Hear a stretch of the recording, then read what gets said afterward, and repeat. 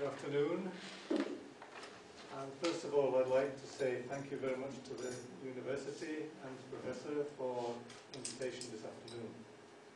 What I'd like to do is to talk about two elements of competence in teaching, using, learning, assessing languages, and what that means in the context of a European policy of languages.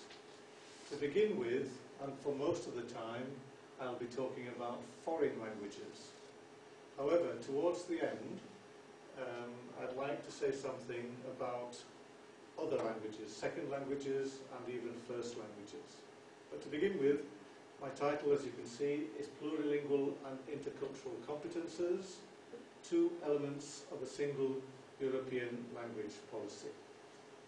What I'd like to do, in a sense, is to present an argument, in a sense, not just to describe, but to present an argument about how I think, and I think other people too, but it is a personal view, how I think language teaching and learning should progress. And indeed, what I'll be saying is that I think language teaching and learning should be language and culture teaching and learning. That's the underlying point, if you like, but let me give you, first of all, an overview of what I'd like to do. First of all, I'll talk about foreign language teaching as something which is part of social and political activity, and therefore, in a sense, part of social policy in general. Then secondly, I'll come to the question of European foreign language teaching policy and what it means in a European context. And then thirdly, look more specifically at these two elements of foreign language teaching and learning, that is, plurilingual and intercultural competence. Let me talk first of all about foreign language teaching as social or socio-political action. If we think about education policy in general, why do we have schools? What do we do with children in our schools? And to some extent also in universities. But universities have adults and schools have children, and that makes things slightly different. But essentially, for a moment, let me talk about schools. Why do we have schools? Well, one reason is to keep children busy while parents go out to work. But another reason, a more substantial reason, is that we want to shape children and young people as they are and what they might become.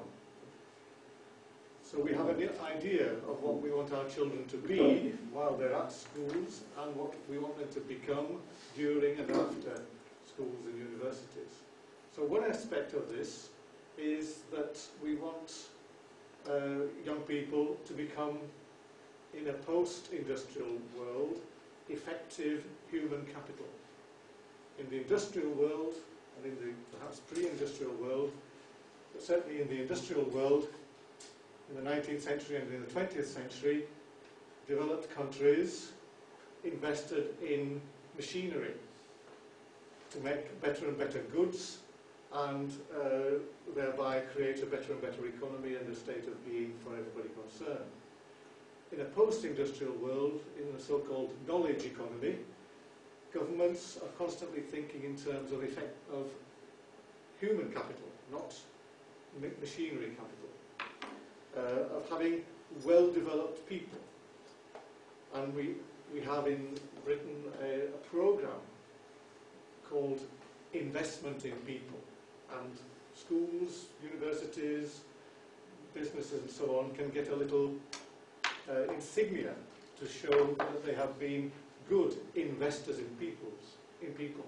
I think the phrase is quite telling. But another phrase which you can bear in mind from our former Prime Minister, from Tony Blair, at the beginning of his time as a Prime Minister, when talking about what are the priorities of our government, he said we have three priorities: education, education, education. because education is so important. And then on a different occasion, he made this even more clear. He said, education is our best economic policy. Education is our best economic policy. If you think about that, that's an interesting view of the role of education in society. The second element, second reason for having schooling, is what I put there as having good citizens. Now, what do we mean by good? I suppose we mean citizens who are contented in some way in their society, but are also active. The phrase active citizenship is a frequently used phrase in education for citizenship. And it's always put in terms of we want our young people to become good citizens of the state, as if there were only one state. If you look at documents, you'll always see reference to the state. In Japan it will be the state, in Britain it will be the state. But of course by the state, they mean our state. In Japan, it's not even necessary, as it were, to say the Japanese state, because the way of thinking about states is dominated by the idea that it's our state must be the only state, as it were. And this notion of the state and the nation state, which has come from the 19th century, is the way that education systems are implanted in the state. So national education systems become ways of creating citizens, good citizens of the national state. And thirdly, but not always, that's why I put it in brackets, a third element of education is to create critical, independent, lifelong learners. Many education policies talk about education in schools and universities being only the beginning, that in a post-industrial society it's important that people become lifelong learners. It's no longer possible to have one job for the whole of your life. You've got to be constantly thinking of being a lifelong learner. But in some cases, that's added to that is the idea of becoming a critical thinking lifelong learner. Now, you don't find that in all education systems, all the documents that I've looked at over the last few years, but it's certainly present in some. Now, if we look at that general picture with respect to foreign language teaching, then we can ask ourselves, okay, so what is the contribution that foreign language teaching can make, or does make, to education and education for the economy and for citizenship and so on? Governments are constantly saying to us language teachers that the reason why they want good language learners is because the economy has become global. In a globalized world, in a globalized economy, we must trade all over the world, and part of that, the qualifications for trading are having good language competences. So in that sense, one can see language teaching as being a contribution to human capital.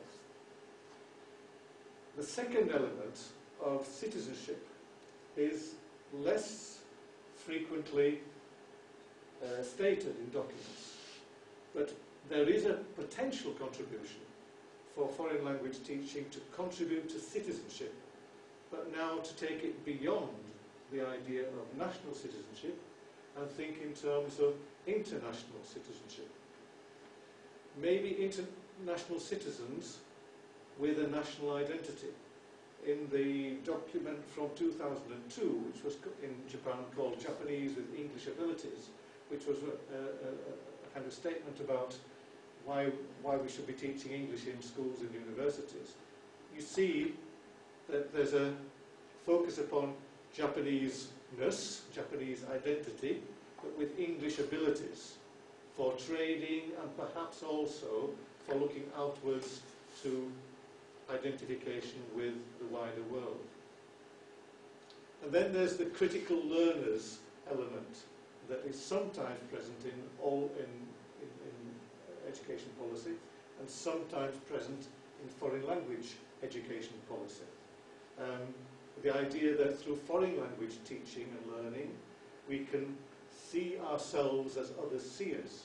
We can get outside our normal, taken for granted world and see into that world from outside, and therefore become more thoughtful and perhaps more critical about the world which we take for granted, seen from the outside, seen from another perspective, which we get through learning a foreign language. You don't always get that final statement in documents, in policy documents from countries. Some countries it's very clearly stated. For example, in Scandinavia, the documents tend to put emphasis upon that young people should be able to see themselves as others see them. So young people should therefore become more conscious of their own identity and their own state, and perhaps more critical of it, by seeing it from the outside. But you don't always find that in all documents, in all countries. Certainly, the idea that seeing yourself as others see you can be seen as a means of strengthening national identity, as well as giving a critical insight into it. And again, the Norwegians are very interesting in that because they make this very explicit. Learning English, among other things, the reason why we learn English is so that we can have an outsider view on Norwegian identity, but thereby also become stronger in our Norwegian identity. And I think you find some of that in some of the Japanese documents that I can read in English anyway. I'm sure I can't read them all. So that's my kind of starting point, or the first part, is to think about the three elements, I mean there are often more, but three basic elements of education policy: human capital, citizenship, and sometimes criticality in general, and then with respect to what foreign language teaching can do in with those three elements. So, in the second part, I want to look then at the foreign language teaching policy in Europe. Europe is, as you know, not a nation, not a state. But what's interesting is that although it's a supranational entity of some kind, it's an entity which is still becoming, it's still not finished, as it were, maybe it never will be, but in some senses you can see the same or an analogous structure and way of thinking about language policy in Europe to what you can find in nation states. So, to begin with, the human capital element is there too. Why does Europe, by which I refer both to the European Union of 27 states and to the Council of Europe of 47 states? I'm not going to make distinctions between these two to any great extent, because that would be too, well, for one thing it would take too long. There are nuances between European Union and Council of Europe. There are differences, but we can see them as one for this afternoon's purposes. And so I can talk about Europe referring to Western Europe and then the whole of Europe from Iceland to the far east of the former Soviet Union. And in that space of Europe, there is then also a demand for human capital. That argument is there. Why do we have schools in Europe? And it applies to language teaching as well. So from 1995, you find the white paper, which is still, although more than 10 years ago, is still important. You still find this kind of human capital argument.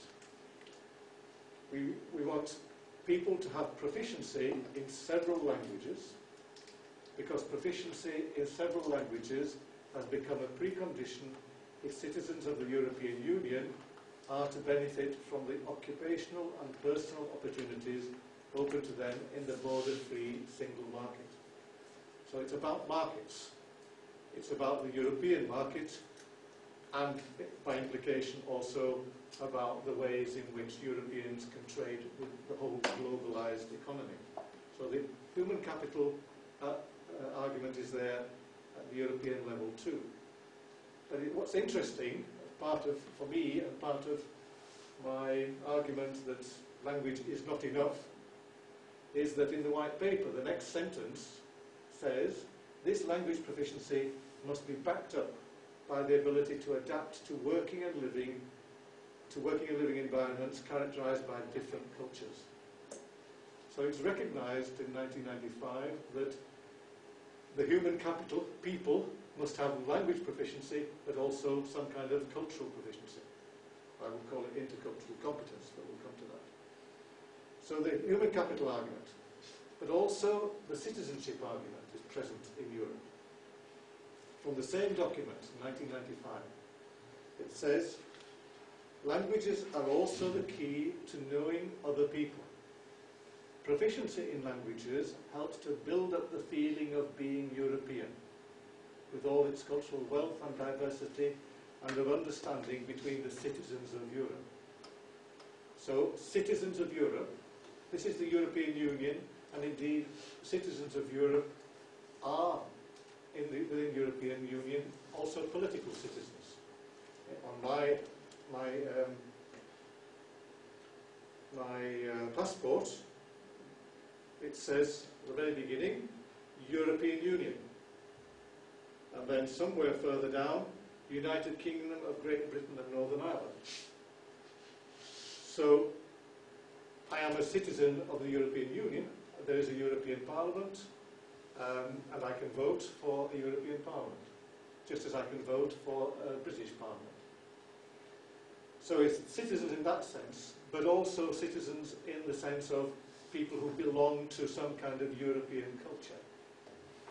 And then, as it says in the bit highlighted in red, languages are important in this creation of citizens.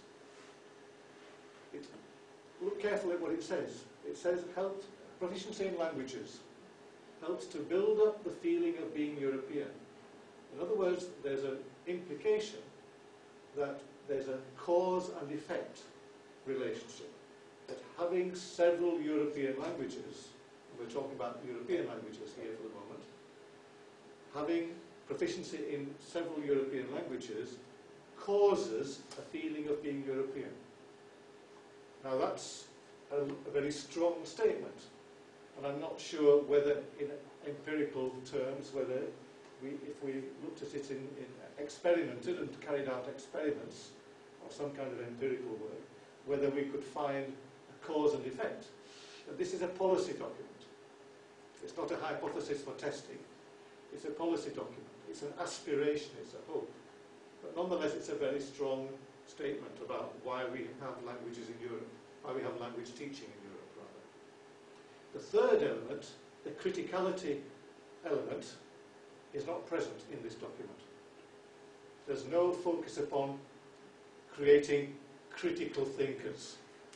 We don't want too much criticism in Europe, thank you very much. We just want good citizens, citizens who feel that they belong to Europe.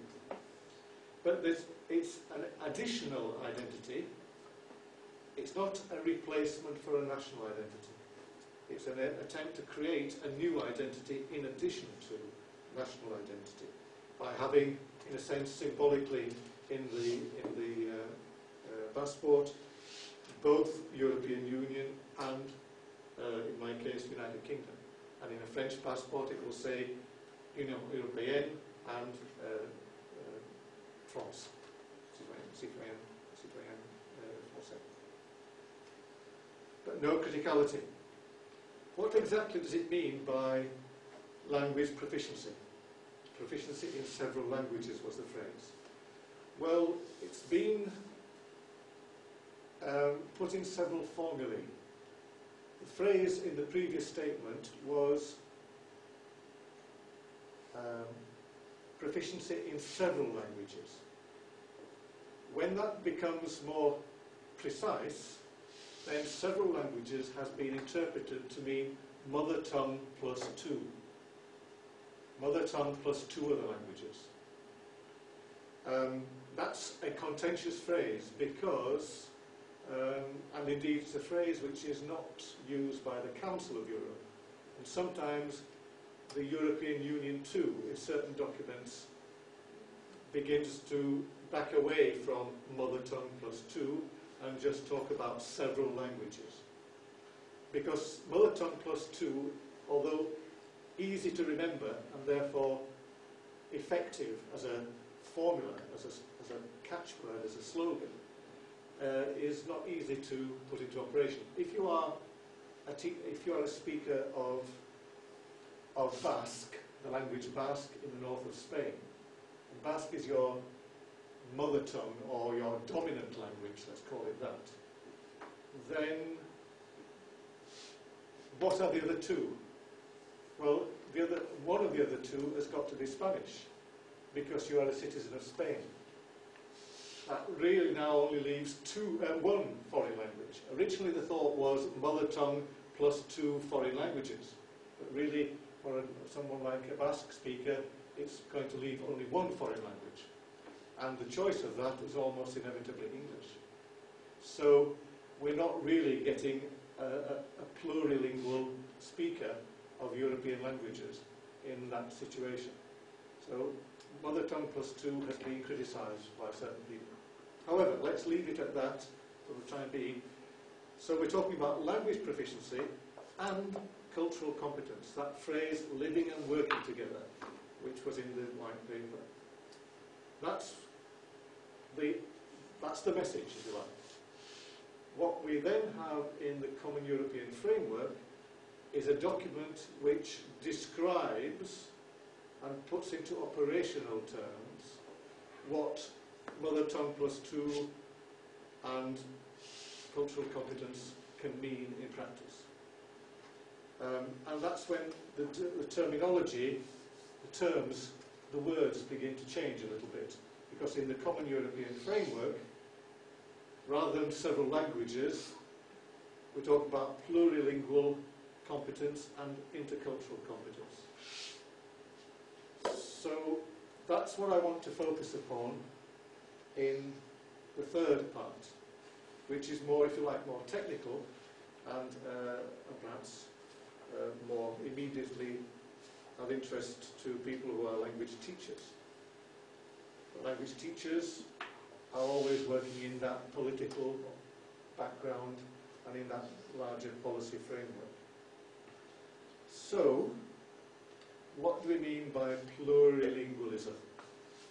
First of all, it's a difficult word to say for everybody, but there is a distinction made between plurilingualism and multilingualism.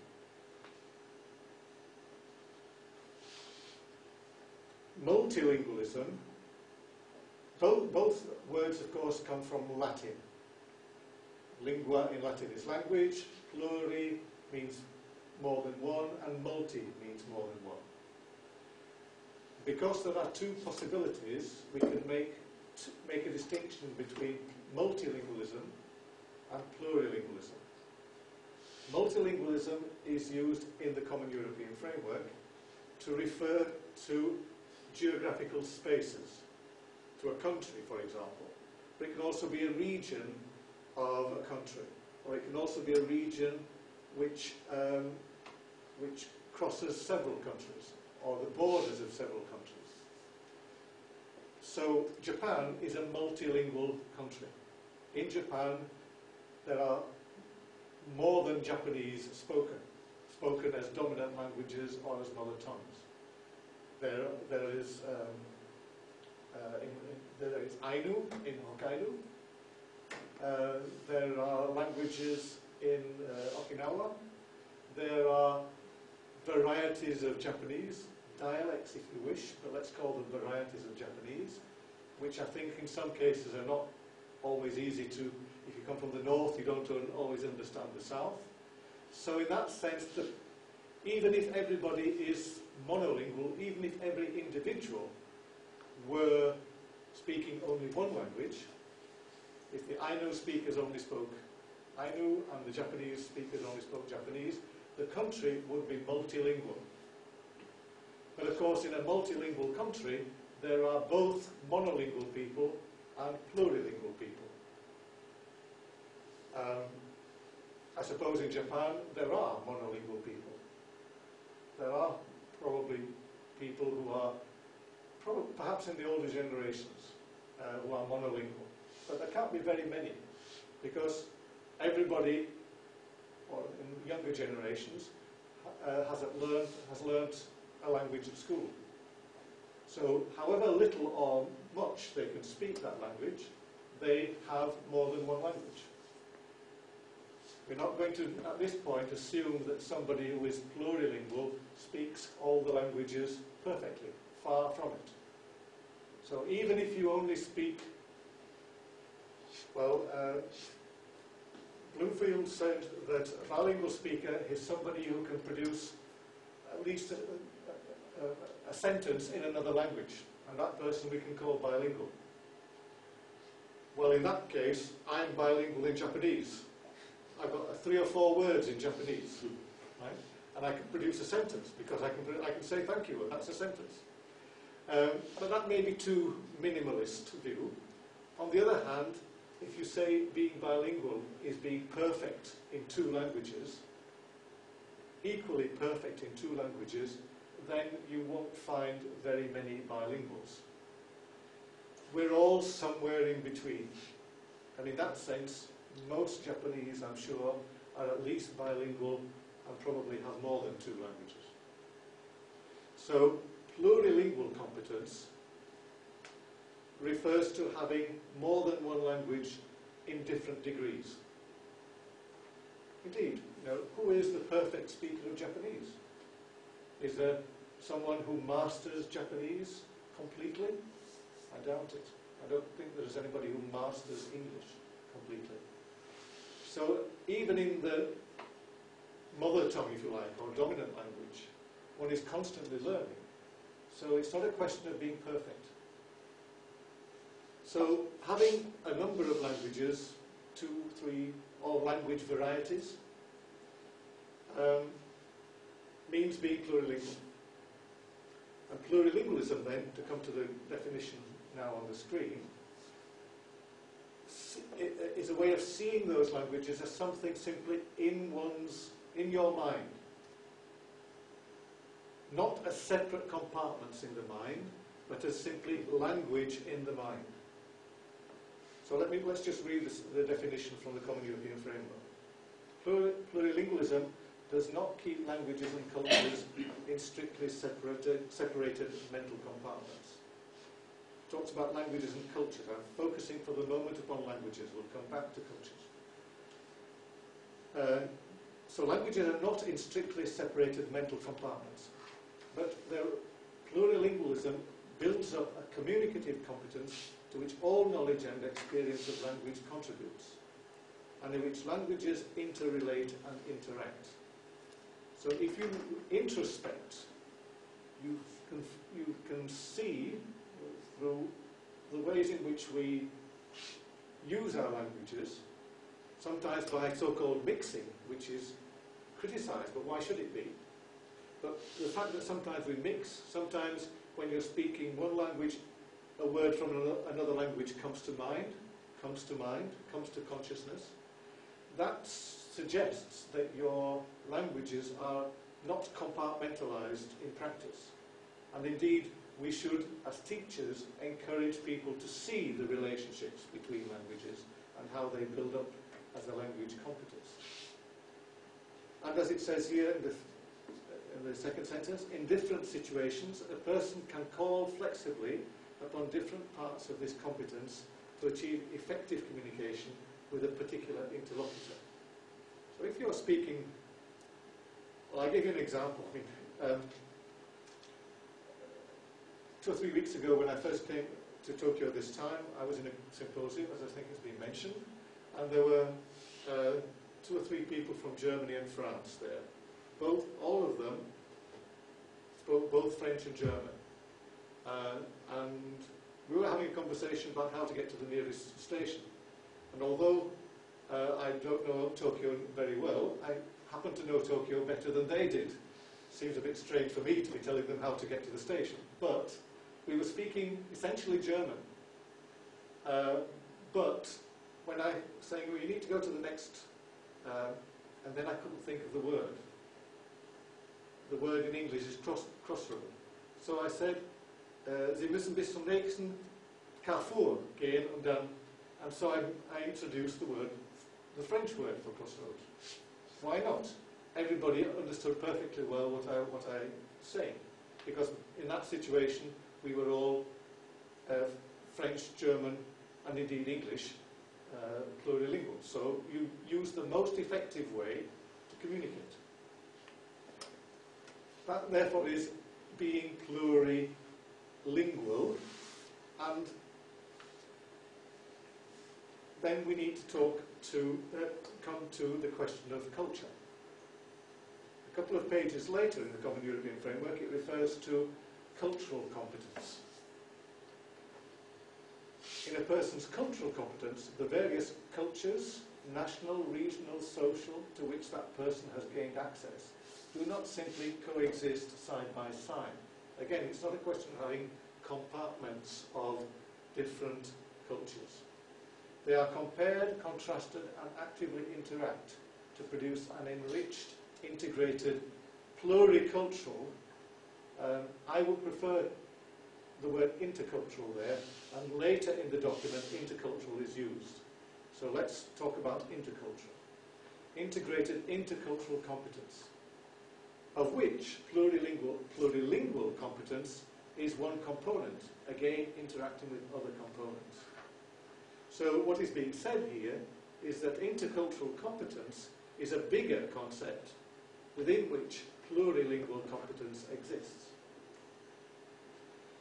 Now, the Common European Framework is not a perfect document, and I could carry on my lecture by now talking about the difficulties I find in that definition. I won't do that, but but there are problems about various cultures, national, regional, social. What's important is that the idea is that we have inside our minds, if you like, identifications with all kinds of groups. National groups, university groups. I'm sure there's a Kyoto University culture which you get socialized into. Perhaps this last weekend did you have your student festival this last weekend? It was the case in one or two in Tokyo. And as being part of that festival, you're learning to be a student of Kyoto or whichever university.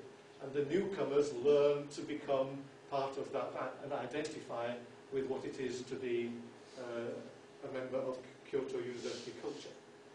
So you have many cultures in that sense, many identifications in one's mind. So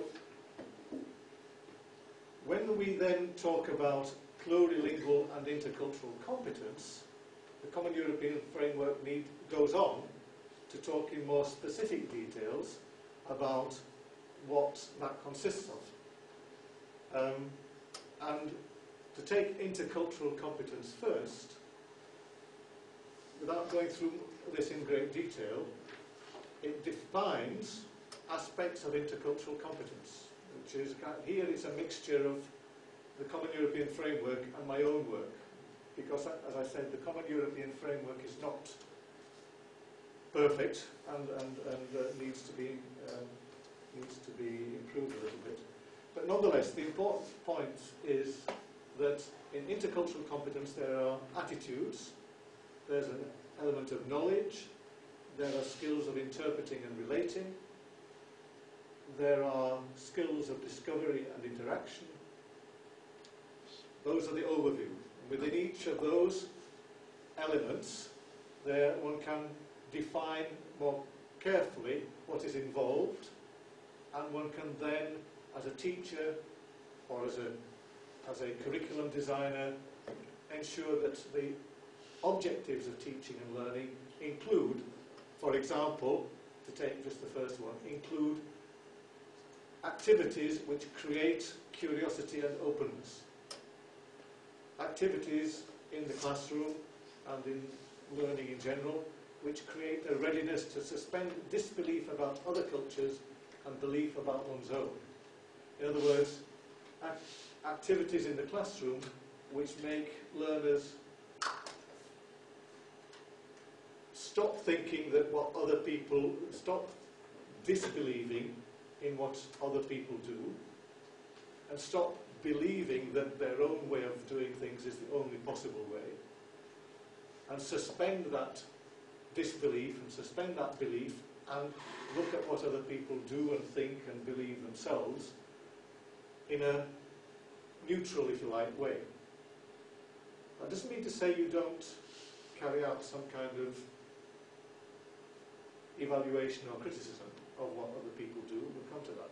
But the idea is that for a time we need activities in the classroom which create that sense of curiosity and openness. We need activities which develop knowledge. We need activities which create skills of interpreting documents. This is not by any means all new. We've always, in language teaching, created skills in interpreting documents, whether it's a newspaper or something from high culture, some documents from high culture, from literature or whatever. But the important thing is to be able to link and relate and compare and contrast documents. To look at a newspaper about, is it today or tomorrow, or was it yesterday, the elections in the United States. Look at how it's presented in the United States if you're a teacher of English, but also look at a document from Japan, a newspaper from Japan, and look at how the same event is seen from different perspectives. That can be done in an English lesson, and a Japanese document can be brought into an English lesson or a French lesson or whatever. That's what I mean by what's at the very bottom there, the importance of relating and comparing. I won't go into details on all of them, but what is important is the last one again. I said that there are, in some countries, 3 elements to policy: economic policy, human capital, citizenship policy, and the idea of creating critical thinkers for lifelong learning. That's not present in the Common European Framework. That element of education for criticality is not present in the European Framework. It's not present in the European documents. I think wrongly, as it were, because for me, and this is a personal view, education is one of the main purposes of education is to develop in young people a sense of critical cultural awareness, the ability to evaluate, to be critically, but on the basis of criteria that you're conscious of, what other people do, other people's perspectives, other people's practices, other people's products, in one's own culture and in others. The obvious example here is religion. People who teach Arabic in Europe will have issues of different values, different religious values. And so immediately comes to the surface all the clashes in values that are taking place in Europe, in some countries more than others, between some understandings, some interpretations of Islam and some interpretations of Christianity, particularly the extreme ones. That's only an example, but whatever it is one does, whatever one creates, whatever one compares, there's going to be an element of, or there ought to be an element of reflection and criticality. Whether it's what we do in schools, what we do in how we organise working life, whatever it may be, there's always an opportunity which should be taken for critical thinking. But I better move on to what else the Common European Framework does. In that document too, there is then not only the definition of intercultural competence, but also the definition of plurilingual competence, of linguistic competence. things which are perhaps more familiar to people. There's definitions of linguistic competences in terms of lexical, grammatical, semantic, phonological, and so on. Definitions of sociolinguistic competences, definitions of pragmatic competences. So what we've got in Europe is a vision of a policy, if you like, a vision of people being plurilingual and intercultural in their competences. And I think what we've begun to do is to replace a view of language teaching which has been communicative in a narrow sense, where communicative language teaching has focused upon bridging the information gap. That's a phrase that's often used, and exercises are often carried out. And replacing that with words like interaction and dialogue, and with emphasis upon not just communicating information to each other, but using language and cultural competences, plurilingual and intercultural competence, to live and work together. Because that's the way that Europeans and perhaps other people in the rest of the world have to be. There is no way around it that our societies are multicultural and multilingual. So in that sense, we have to teach not only plurilingual competences and more than one language to different degrees and in different stages of education over a lifetime, but we also have to teach intercultural competences. Whether that applies to Japan and East Asia is not for me to decide. That's for you to think about. So in that sense, that's my conclusion. All the time so far, I've been talking about foreign languages. I'd like to pass on, for the last 5 minutes or so, to something else. I've called it an appendix, and focused upon second language teaching. This is something that we're working on at the Council of Europe at the moment. There's a focus upon second language learners and seeing them as vulnerable learners. What do I mean by second language as opposed to foreign language? If you are a immigrant or even a long-time resident in Japan, coming from another country, and you're learning Japanese in Japan, then I would see that as a second language, because Japanese is all around you. If you are learning Japanese in an English school, as many children do today, it's a foreign language, because there's nothing around them. Nothing in the environment, it's only in the classroom. Of course, there are two ends of a continuum, because there will be some circumstances in which there is something in the environment. In Scandinavia and the Netherlands, which are countries famed for having good English speakers, it's a mixture. English is not a foreign language. It's almost a second language. It's in the environment. And that's why Scandinavians and Netherlands and the Dutch are very good at speaking English. But I'm talking about second language. That is, and we have a lot of migrant children and children of migrants and immigrants in different parts of Europe, where the national language is in fact a second language for them. Children coming to, young people coming to France from North Africa, and there are many, find French is their second language. But we also want to focus upon all the other languages in schooling, because some children and some young people are what we call vulnerable learners, because even if they are speakers of the national language. So we're trying to look at all languages together. Let me give you Anna and Mustafa.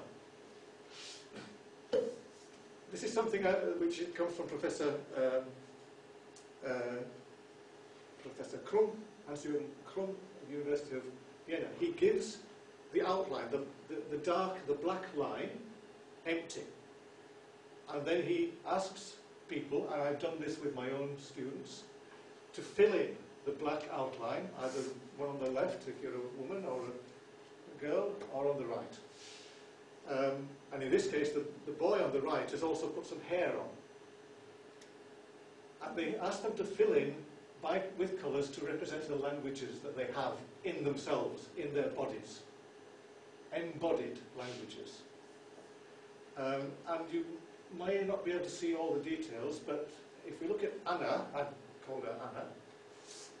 Anna on the left has got, if you look at but she's given a kind of coding for her colours.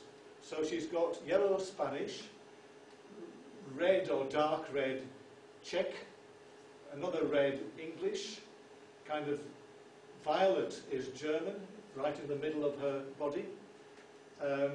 She's got Croatian in her arms, that kind of mauve colour, and the blue at the top of her body is Slovak. This is Anna. She speaks to some degree, not equally, but she speaks all those languages. She has all those languages embodied in her. And then on the right, we've got, I call him Mustafa, because I guess he's from Turkey, or at least his parents. I guess his parents are from Turkey. Because his first language at the top is, he's written Türkei, which is Turkey, not Turkish. He's got the one which is crossed out for some reason, must be German, that's red. The next one down, the third one down, is Zigeunerisch, which is Gypsy, or Roma, of the Romani people. Technically it's Romani is the language, and Roma are the people. But Zigeuner is the German for Gypsy. And then comes Kurdish, and then Arabic. Arabic is probably something he learns at the mosque when he's learning to recite the Quran. So those are the languages that he has embodied in him. And Anna and Mustafa and all their languages are what we need in Europe to think about when we think about education, language education policy. It's no good just teaching them a foreign language. It's no good just teaching them the national language. It's no good teaching them their mother tongue, because I'm not sure that they know which is which. They're all there, present, and I don't think that really one can talk of foreign language and mother tongue for Mustafa and Anna. They have dominant languages. In some circumstances, one of their languages will be dominant. And in other circumstances, another language will be dominant.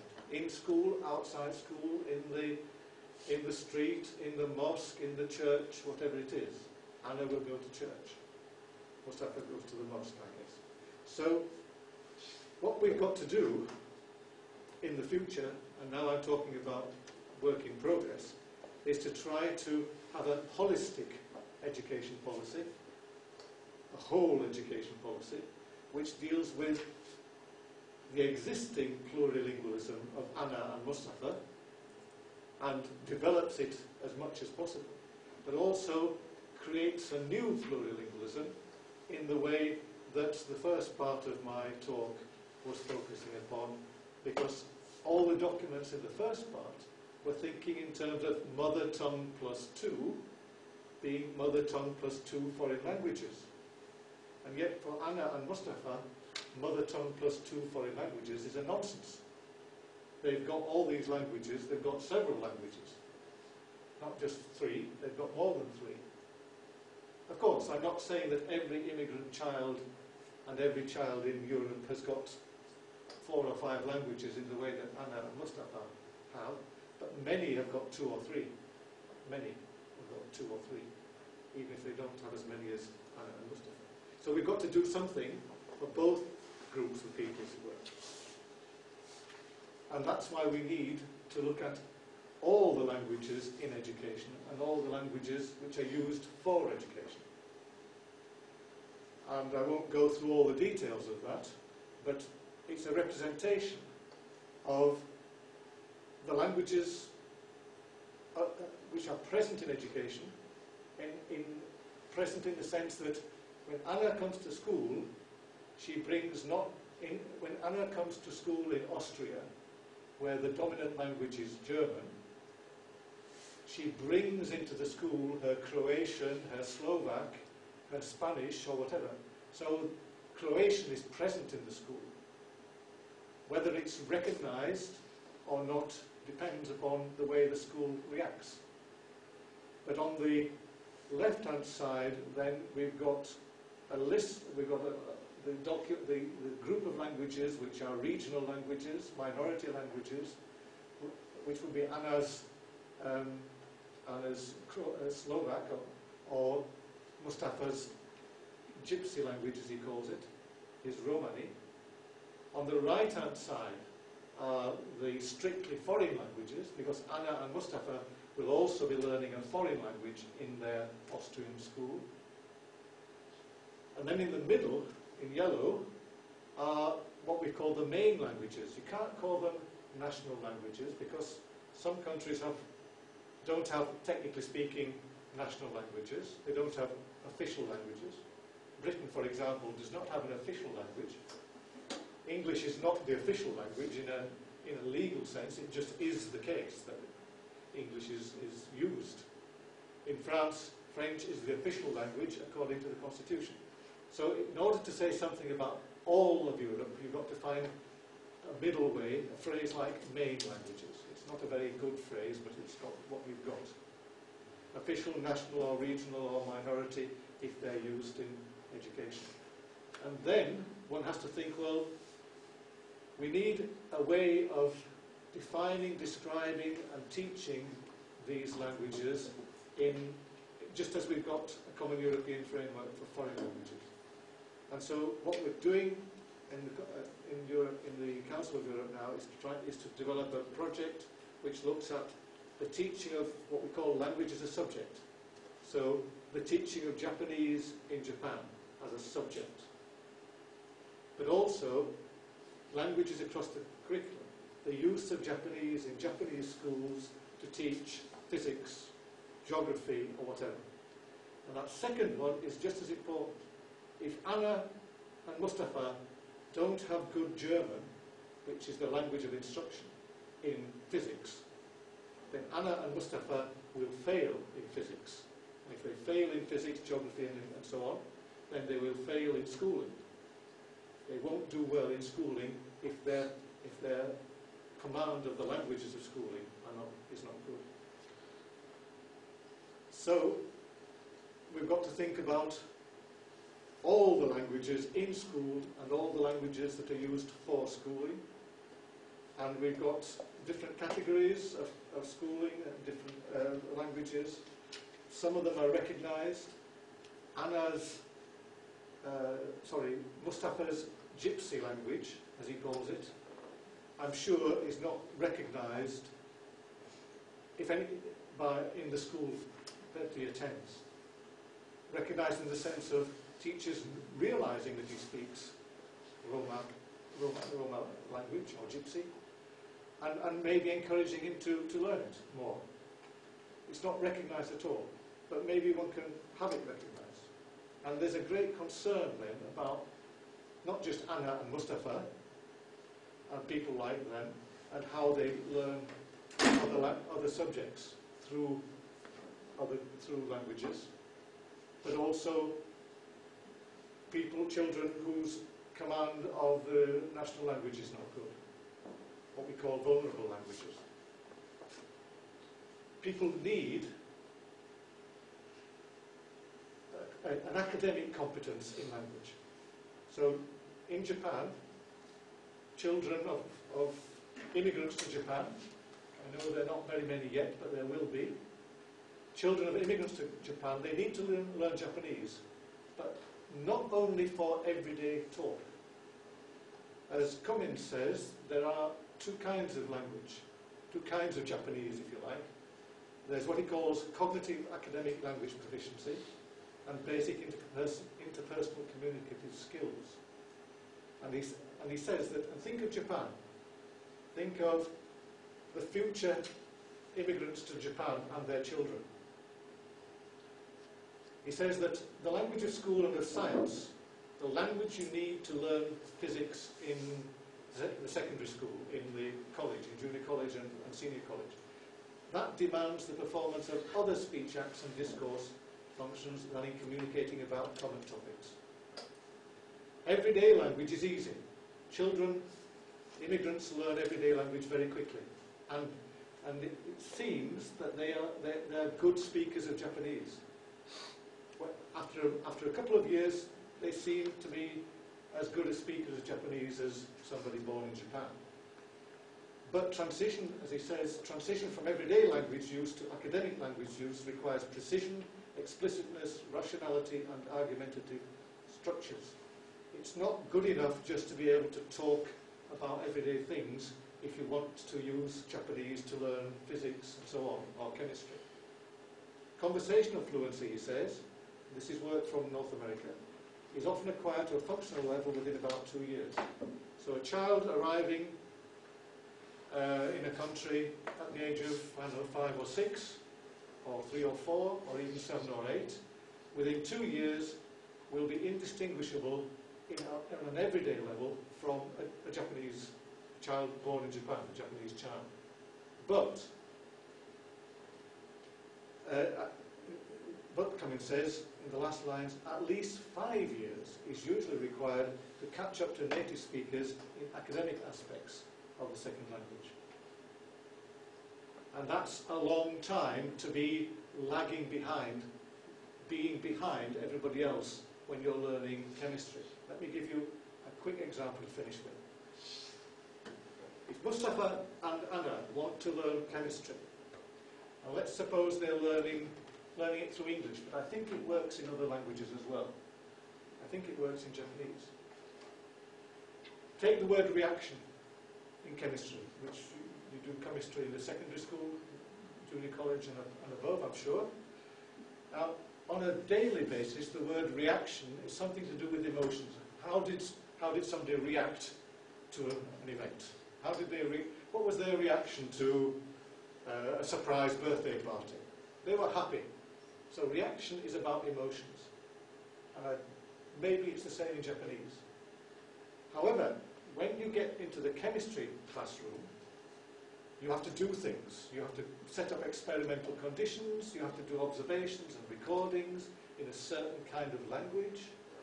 You have to summarize and interpret the data from your experiments.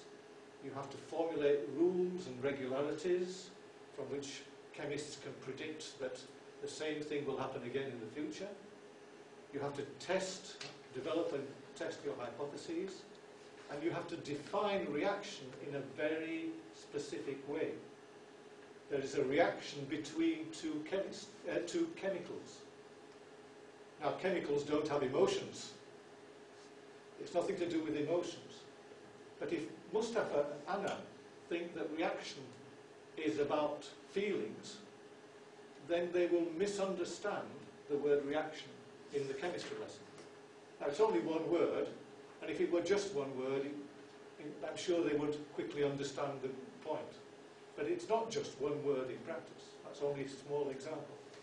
It's all that goes with it. It's all the use of language to do the things that it says there, carrying out experiments, formulating conclusions and so on. So we think that Anna and Mustafa, but also other children whose mother tongue might be Japanese, but whose control or mastery of Japanese may not be very well developed. So we're not just talking about immigrants, but any child who is a vulnerable learner in terms of language competence needs help across the whole language curriculum. And we've got to find ways of defining what that help is and then providing it. And I keep saying immigrants, and you might think, well, in Japan we don't have any. But I'm told that the Japanese government has a policy to introduce guest workers in the not too distant future. And we had guest workers in my youth, now that's 50 years ago. The first guest workers came to England. Now they are third generation. And the children are still having problems with their language, with their use of English to learn chemistry in the school, or German in Germany or whatever. It will be a problem in Japan too, I'm afraid. And so we all need to think about it. I'm not saying we've got the answers, but it's still work in progress.